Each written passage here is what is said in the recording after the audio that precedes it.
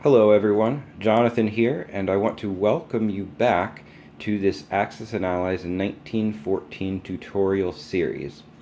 Now in our last episode, we took a look at the individual playable countries in this game of Axis and Allies, and we talked about each one and what was going on in those countries leading up to the war to kind of give you a little flavor for the national psyches for each of these countries. And if any one of them in particular stands out to you, give you an idea of, if this appeals to you, maybe this is the country that you should try to start with.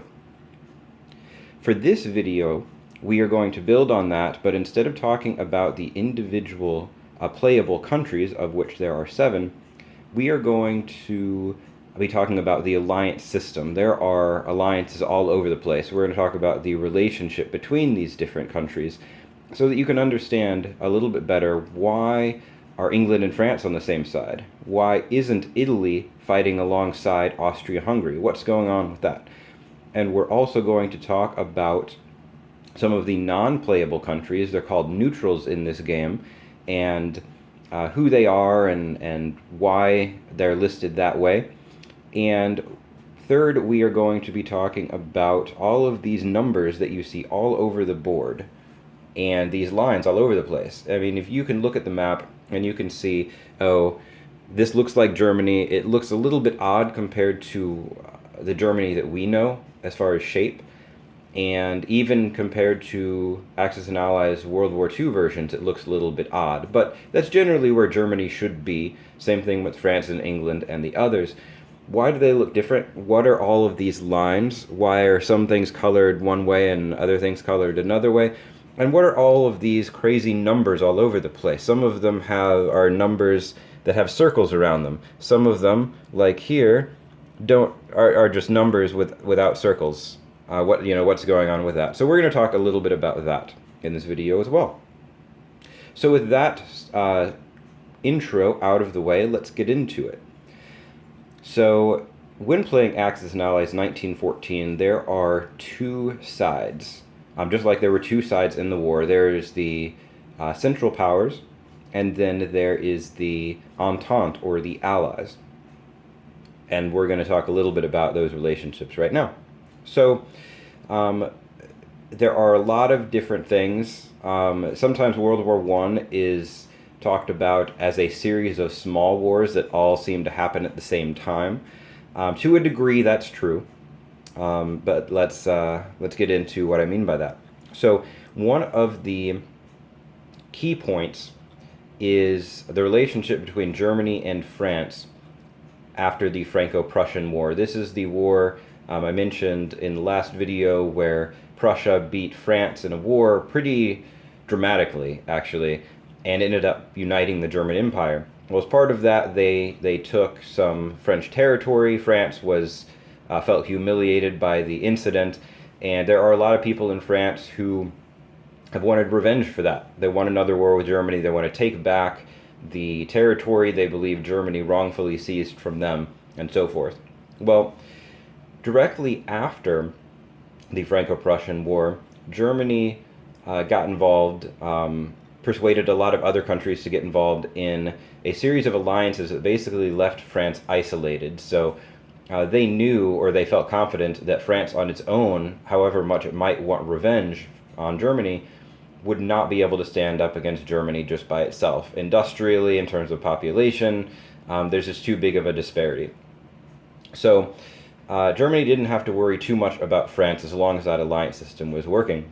Germany also formed an alliance with Austria-Hungary. Now, they had also just beaten Austria in a war a few years before France, but the Austria, which kind of runs the Austro-Hungarian Empire here, Austria is predominantly German, and so there are close cultural ties between the two, and language ties as well, at least in terms of the ruling class in Austria-Hungary. And so they were able to mend that, and they formed a tight alliance there. Now, Germany also had a strong understanding with Russia over here.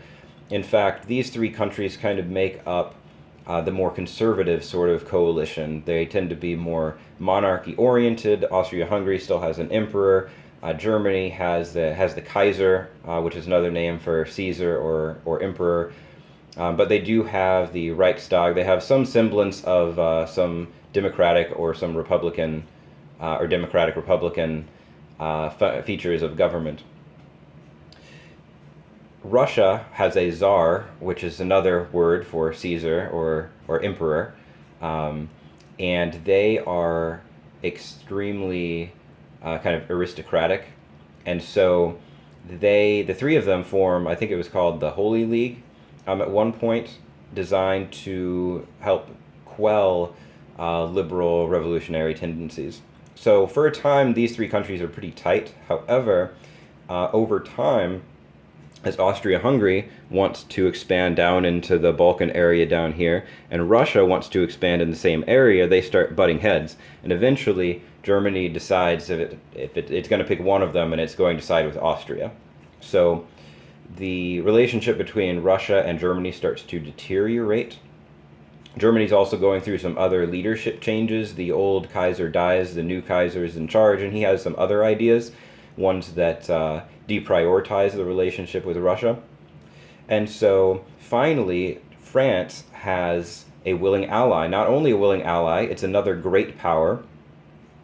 And it is on the other side of Germany. So the idea is for France that they might not be able to take out Germany, but they have another powerful ally that together they might stand a chance. And because of the geographic distance, it's going to be very difficult for Germany to fight them both at the same time. So France and Russia form an alliance, a much tighter alliance, kind of akin to Germany and Austria.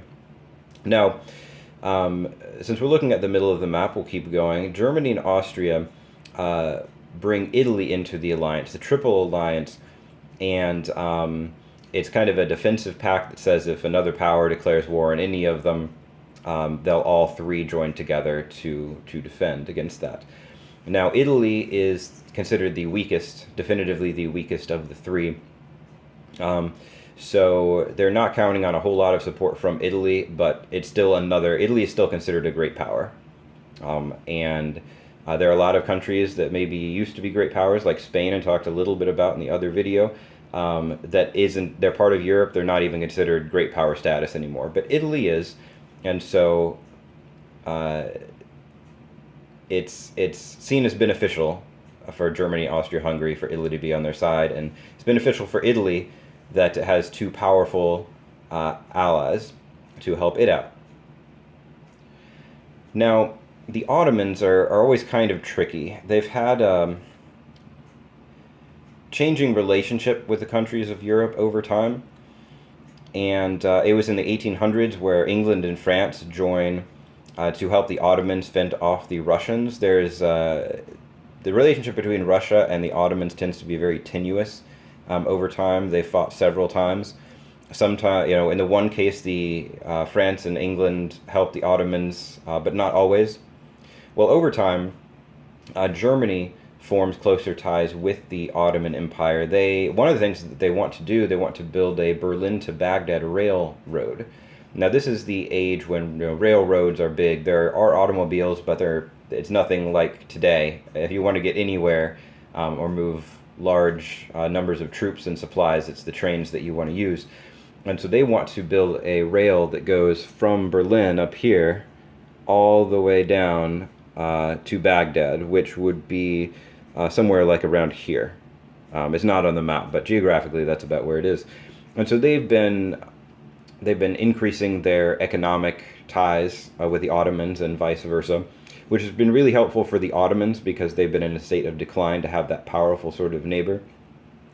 It also, if Germany is looking to counterbalance the influence of Russia, not only do they have Austria-Hungary over here on this side, but they also have the Ottomans kind of on this side. So if they're trying to hem Russia in, it makes sense that they would want to develop closer ties with the Ottomans, however weak the Ottomans might be.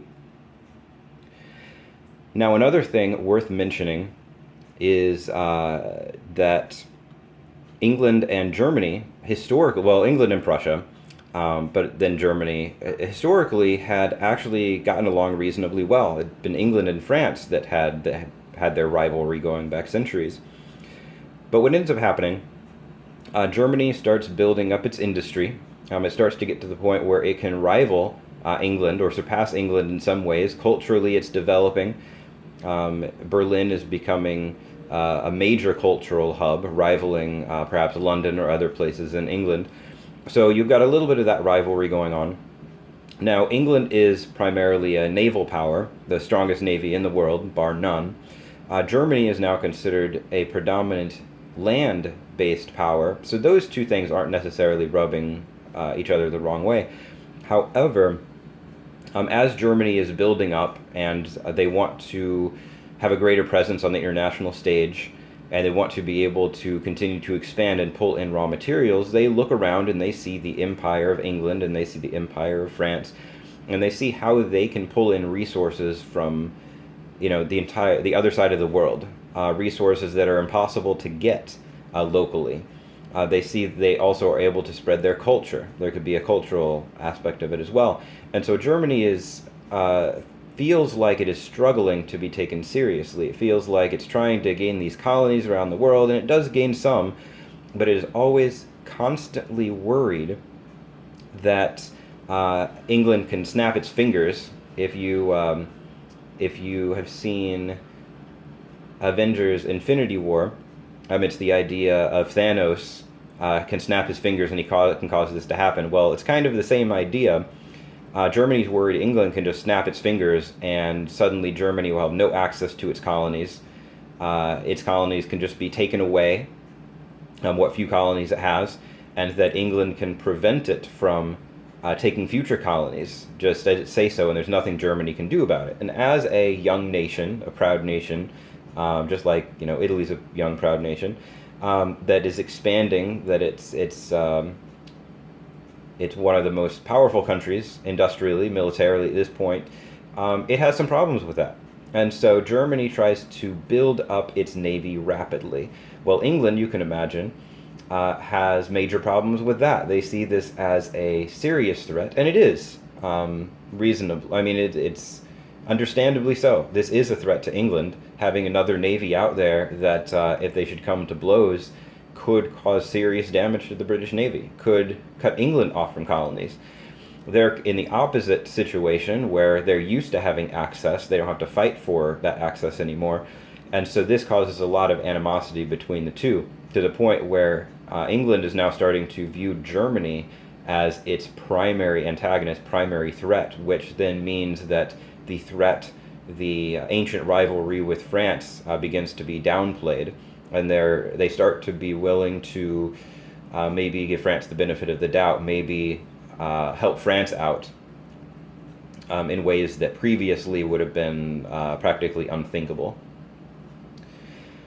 So you've got that relationship between Germany and England, Germany and France, France and Russia, Germany and Austria, Germany, and how Italy comes in, and the Ottomans as well.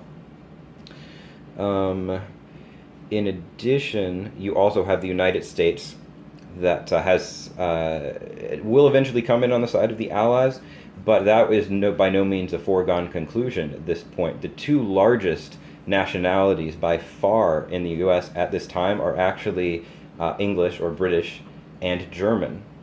The two sides that are going to be fighting, two key countries going to be fighting against each other. So at this point, there is. It's not a foregone conclusion what America's going to do. They really want to stay out of it. I talked a little bit about that in the last video. So for the U.S., we're going to kind of leave them at that for now. Now, England, unlike the U.S., doesn't want to... It's not as involved in continental affairs. Like I said, it is more understanding of France, but it certainly is not in an alliance with France like France and Russia are. So what's going to end up happening... early on in the war, spoilers, sorry for anybody who hasn't read up on this, a war is going to break out, and Germany is going to invade France through Belgium up here, right there. So England has a treaty that honors the integrity of Belgium and says that if Belgium is attacked, it will help out. And so that is actually the impetus that brings England in the war. It sympathizes with France and Russia, but they're kind of wary of getting involved until that happens, and they feel their honor is at stake. The independence of all the minor nations in Europe is at stake, and so they get involved in the war. Now, the primary colored countries like France, we can clearly see that sticks out, England, Germany, Austria-Hungary over here. Those are the playable countries. Those are the ones we talked about last time. So if you are playing this game, you're going to be selecting from one of those. But we also have some other countries. It's like, wait a second. This says Albania. Albania is not part of Italy. Serbia is colored like Russia, Romania as well, but they aren't part of Russia. Bulgaria is like the Ottomans. What's going on? So there are non-great powers that end up joining the war historically. And there are a lot of other countries like a Spain or a Greece or a Switzerland, that'd be a good example, Switzerland, that don't end up joining the war, but some that do. And so the way that this game simulates that is it shows us who these powers are aligned with. So Albania is not a major power, but it's colored like Italy. It's aligned with Italy. So the Allies can do something that will bring Albania in the war. They just give it a little bit of a nudge and it joins the Allies. Bulgaria would historically join the Central Powers after a short time.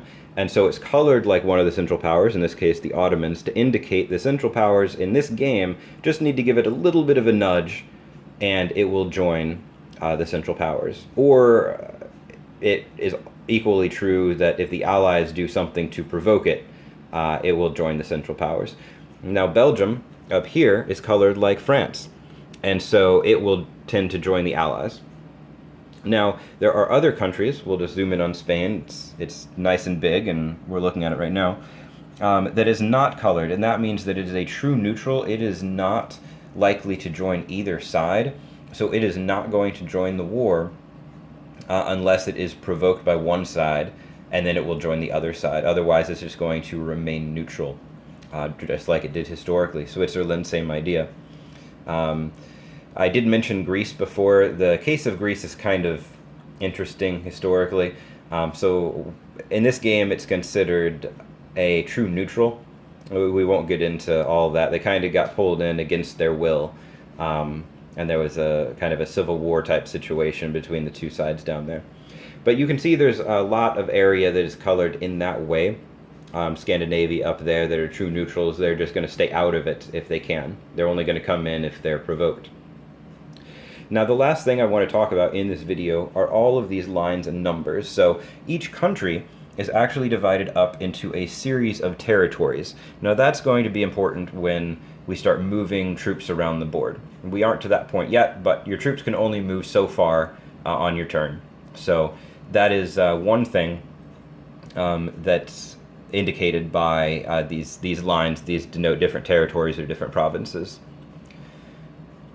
You'll also see lines on the seas here, the Mediterranean Sea and the Atlantic. That is the same idea, it just separates the water so you know how far you can move per turn with your ships. Now what do all of these numbers mean? So for your sea zones, they indicate, they just geographically indicate, or they geographically label these different zones, so you know if the rules say put a ship in zone 1 as America, you know where that is. You don't have a bunch of names for all of these locations. You just have numbers for the sea zones. Now on land, you do have names for everything, and you have other numbers. It's like, well, wait a second. We just said that these numbers over here denoted spaces. You've got a zone 2 here. How can you have multiple zone 2s over here? Well, these numbers mean something different. Those denote the economic power of those particular territories. There aren't multiple resources in this game. This game just aggregates everything together and says that you get 6, they're called IPCs, Industrial Production Certificates. In other versions of the game, it's referenced that they are considered 1 million man-hours. I don't recall if 1914 specifically calls that out. But basically, it's your money that you get to spend on stuff. It's your industrial power that you can allocate towards building your armies and whatnot. Now, I talked a little bit about the economic power of these countries historically. So we're going to take a look at how the game simulates that. So you don't have to add up all of these numbers. Okay, that's France. Oh, well, wait a second. France has stuff in Africa. We forgot about that. Now we need to recount several times. Um, on your boxes, each country has a box, each major power. It says how many IPCs you start with. So that's your starting production based on your territories that you begin the game with. As you take territories or lose territories, that number is going to change, and you want to keep track of that. So Russia and France are considered to be roughly equivalent as far as economic power. And because there are a lot of factors that come into play, I can see why they might go with that. Russia has a greater population, but it's spread out more and doesn't have isn't built up as industrially, and so this game just tries to melt everything down into a single factor. It doesn't try to say, well, population is worth this, and industry is worth that, and railways and all that stuff. Now, England is one of the most powerful countries. It's got 30 IPCs. Italy, 14. It's a weaker power, as mentioned. The U.S. Has 20. It's reasonably powerful. It actually probably should be a little bit greater, but by the time war had ended, it was still tooling up. So its full economic power had not yet come to bear in this war. The Ottomans, again, are weak like Italy. They're at 16. Germany, the strongest military power, is a little more than England at 35. And then Austria-Hungary is about like France and Russia. It's a middle power, so to speak, and it has 26. So hope you all enjoyed this video, giving a little bit more background, and this gives you a little bit more context when you want to play Axis and Allies 1914.